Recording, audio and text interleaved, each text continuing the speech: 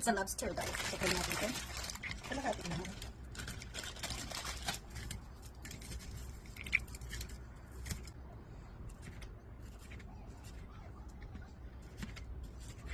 Good morning! Nanggugulat no? Ito na naman tayo. Magluluto tayo ng invento to. Pero meron siyang pinagmulan, di ba? Ito yung tinatawag natin na crab and corn soup. Pero meron siya tayong idadagdag ng mga ingredients para rito para mas lalong sumarap. So first time gagawin ng lola niyo to. Kaya tara, pakita ko na sa inyo kung ano yung ating mga ingredients, ha? Okay?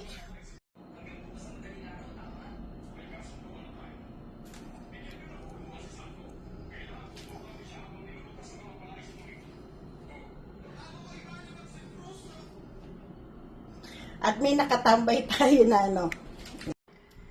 So ayan, naglagay na tayo ng mantika sa ating kaserolang malaki. Diba? Kasi ayaw natin siya na umapaw kung gusto natin dagdagan ng sabaw. Diba yung ating ano. And then syempre, ano bang uunahin ko? Wow, hindi pa sigurado ang lola nyo, diba?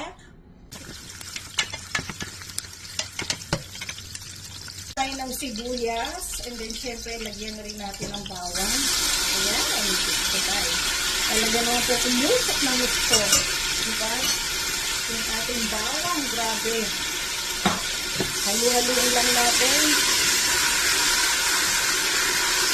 Ang bango. Grabe, alam nyo ba?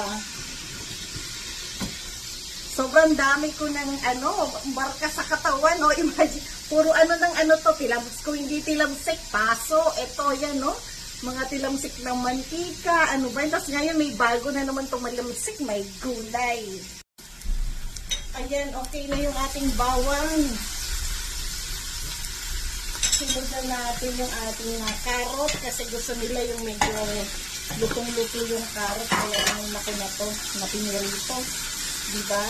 And then syempre, sabay na natin yung ating cubes.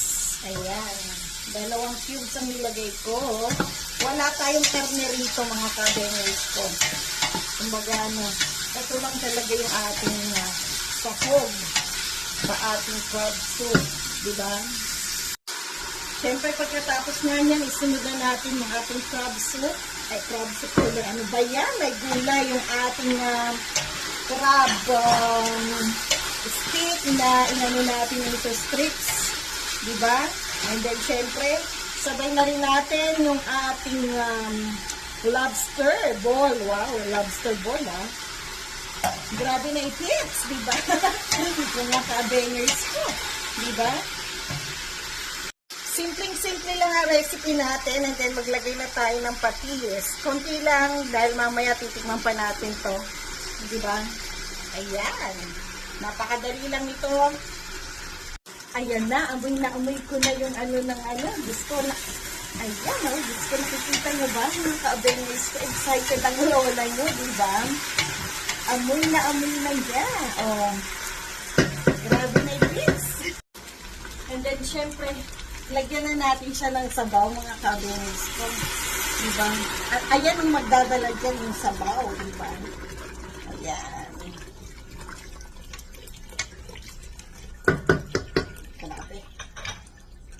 Ayan, takpan na natin yung ating niluluto mga kabengis. Ayan, antay lang natin siyang kumulo.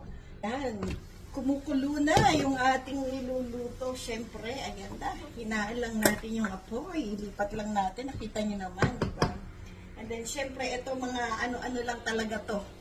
Lagyan natin ng cream of mushroom. Di ba?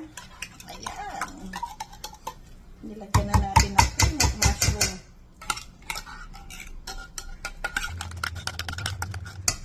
Para mas sumarap, diba?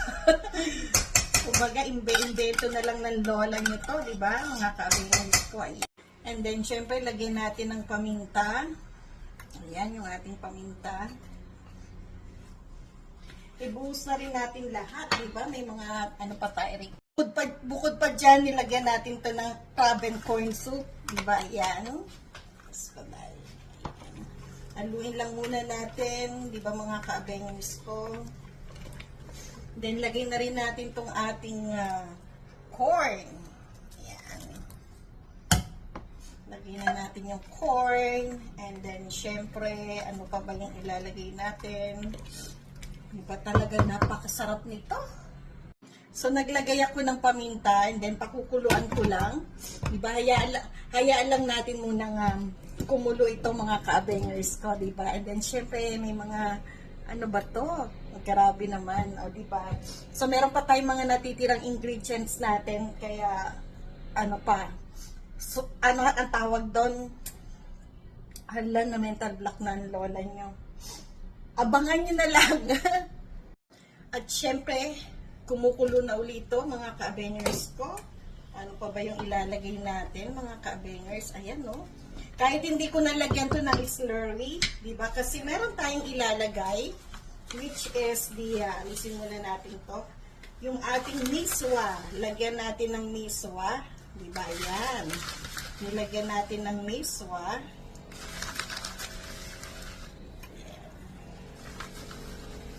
So, hindi ko na nilagay yung mga durog-durog. Diba? And then, hayaan lang natin siya kumulo ulit. Diba, mga ka-abengers? At ayan, kumukulo-kulo na po ulit yung ating niluluto. Diba? So, lagay na natin yung ating natitira pang gulay. Yung ating, ito, bell pepper. And then, syempre, yung celery. So, ayan yung natitira nating gulay. Isang kulo pa uli. And then, meron na ulit tayong kasunod na ilalagay. So, ayan, kumukulo na uli yung ating niluluto. Diba? Ayan. Ito na yung huling ingredients natin. Lagyan natin, syempre, ng boiled eggs. Ayan. Talaga naman po. Napakasarap na nito. And then, later, pakuluan lang uli natin ito, di ba mga ka-abengers ko? Ayan, oh. Isang kulo pa niyan, and then presto, ayos na ito. At atin ang titikman yung ating niluto, di ba mga ka-abengers ko? Kaya, ayan na. Kumukulo na po at atin na pong titikman ito, mga ka-abengers ko, di ba? Yung ating niluto, grabe, oh, ayan, oh. Walang itlog na, ano, kumbaga, lumapot siya dahil sa miswa. Diba? So, ayan. Tikman natin ng malala ito. Diba? So, kahit wala ka ng tawag doon, ito lang, pagkain na, diba? Wala nang kanin-kanin yan. Soup na yan.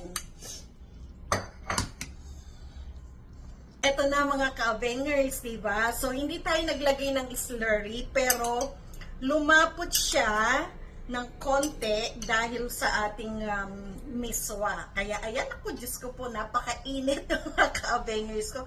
Kita nyo naman, kumbaga sa ano, diba? Ayan, no? Grabe. So, ang una kong titikman, excited ako, itong sinasabi na crab. Kasi first time kong titikman yung crab ball. So, ayan. Palamigin muna natin, diba?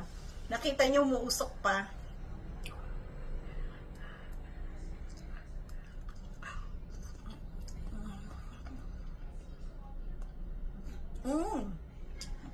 Masarap, ah.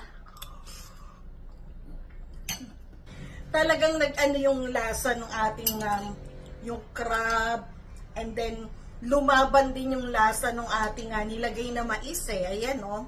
Diba? So, napakasarap talaga. Try nyo to, mga ka-abengers ko. Saktong-sakto. Sarap.